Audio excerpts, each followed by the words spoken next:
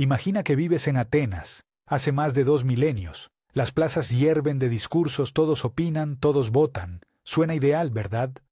Pero Platón, el discípulo más brillante de Sócrates, veía otra cosa. Para él, esa aparente libertad escondía un peligro latente. Veía a la democracia como un teatro donde la multitud confundía deseo con razón, libertad con caos.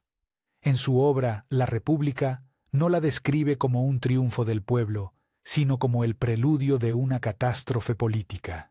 Y aquí viene el golpe. Según Platón, la democracia, con su promesa de igualdad total, era el paso previo hacia la tiranía más salvaje. ¿Por qué? Porque cuando todos mandan, nadie sabe realmente gobernar. Platón nació en una Atenas que acababa de perder la guerra del Peloponeso. Las tensiones sociales eran un volcán a punto de estallar. En medio de esos cambios, vio cómo la democracia llevó al juicio y muerte de su maestro Sócrates, el hombre más sabio y cuestionador de su tiempo. Aquello lo marcó para siempre. Desde entonces, Platón asoció la voz de la mayoría no con la sabiduría colectiva, sino con la pasión descontrolada de la multitud. En ese caos vio lo que él llamó el espejismo democrático, una ilusión de justicia que en realidad se sostenía sobre la ignorancia y el deseo, no sobre la virtud ni el conocimiento. Para Platón, el alma humana tenía 3 fuerzas: la razón, el valor y el deseo. Y lo mismo, decía, pasaba en las ciudades. Cuando la razón manda, hay orden. Cuando domina el valor, surge la aristocracia guerrera.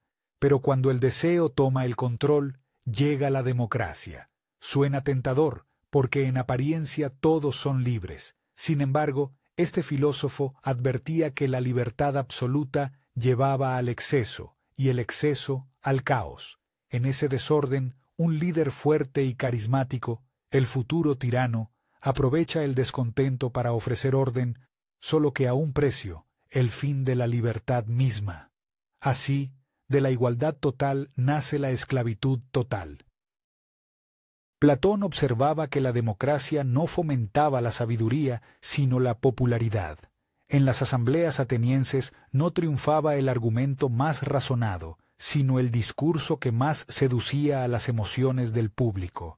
Era un espectáculo. Los ciudadanos, convertidos en jueces de todo, pensaban que su opinión tenía el mismo peso que la de los hombres instruidos. Platón veía allí el germen del engaño político. La masa, en su deseo de placer y comodidad, aplaudiría a quienes les dijeran lo que querían oír, no a quienes mostraran la verdad incómoda.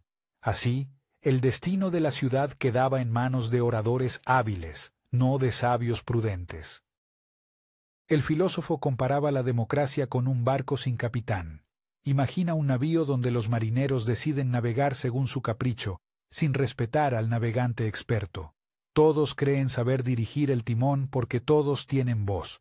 El resultado es evidente: el naufragio. Esta alegoría del barco insensato resume la crítica más aguda de Platón. No odiaba la libertad, sino el desorden disfrazado de libertad. Para él, dejar que cualquiera gobierne sin entender el arte de gobernar era tan absurdo como entregar un barco a quien no conoce las estrellas ni los vientos del mar. En La República, Platón propone un sistema radicalmente distinto, un estado regido por los llamados filósofos reyes, hombres y mujeres que, tras una larga educación en matemáticas, música, gimnasia y dialéctica, habrían alcanzado el conocimiento del bien supremo. Solo ellos, decía, podrían ver la realidad como es, no como parece. Suena elitista, y lo es. Pero su idea no buscaba crear una nobleza de sangre, sino una nobleza del saber. Platón creía que gobernar debía ser un deber, no un deseo de poder. Por eso su líder ideal no ambicionaba mando, sino que asumía el gobierno como un sacrificio por justicia. La pregunta inevitable es: ¿por qué Platón desconfiaba tanto de la opinión del pueblo? La respuesta está en su visión del conocimiento. Para él, la mayoría vivía en una caverna mental, viendo solo sombras proyectadas en la pared, creyendo que eran la realidad. Los filósofos eran los pocos que se atrevían a salir al exterior, a mirar el sol del conocimiento verdadero, pero cuando regresaban para liberar a los demás, eran burlados o incluso eliminados. Así, Platón veía la democracia como una cueva donde los ciudadanos se encadenaban a su propia ignorancia, adorando las sombras como si fueran verdades absolutas. Curiosamente, las críticas de Platón no quedaron atrapadas en la antigüedad. 2000 años después, pensadores modernos como Alexis de Tocqueville o John Stuart Mill retomarían esa preocupación. Ellos también advertían que la opinión de la mayoría podía volverse tiránica, aplastando al individuo. El eco de Platón resonaba fuerte. Cuando todo el mundo tiene voz, pero nadie escucha, la sociedad pierde rumbo. Y en la era actual, con millones opinando en redes, su advertencia suena más viva que nunca. ¿Cuánta sabiduría hay realmente en la voz colectiva? ¿O estamos, como en la caverna, fascinados con las sombras digitales? Platón también hablaba de la psicología del ciudadano democrático. Lo describía como un alma sin rumbo fijo que cambia de gustos cada día y rechaza toda autoridad. Un día ama la disciplina, al siguiente la desprecia.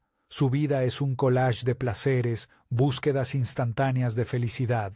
En palabras del filósofo, ese individuo representa la anarquía del alma. Ninguna parte domina, todas exigen. Y cuando cada ciudadano vive así, el Estado entero refleja ese desorden. La democracia, decía Platón, es el espejo amplificado del individuo caótico. La libertad extrema destruye las estructuras internas hasta que el orden solo puede imponerse desde afuera.